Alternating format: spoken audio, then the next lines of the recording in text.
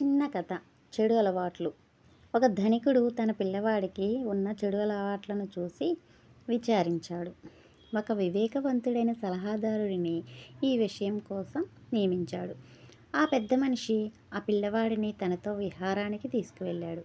అడవిదారిలో పిల్లవాడికి చిన్న చిన్న మొక్కలు చూపి వాటిని పీకమన్నాడు. పిల్లవాడు చాలా సులువుగా తీసేశాడు. ఇంకా కొంత ముందుకెళ్ళాక కొంచెం పెరిగిన మొక్కలని చూపి పీకగలవా అన్నాడు. వెంటనే ఉత్సాహంగా పీకి చూపించాడు. ఇంకా ముందుకు వెళ్ళాక ఒక పెద్ద పొదని చూపించి వేళ్లతో సహా ఈ పొదని పీకగలవా అని అడిగాడు. పిల్లవాడు కొంచెం కష్టపడి అది కూడా ఎలాగో పెరికి చూపించాడు. ఇంకా పెద్ద చెట్టు చూపి దానిని పీకగలవా అని అడిగాడు.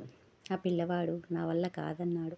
చూసావా మరి, మన అలవాట్లు ఇలాగే పాతుకుపోయాక పీకలేము.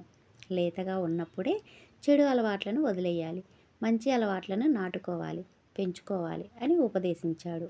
నీతి: చెడు చెడు అలవాట్లని వదిలించుకోవడం కష్టం. మొదట్లోనే వాటిని వదిలిపెట్టాలి.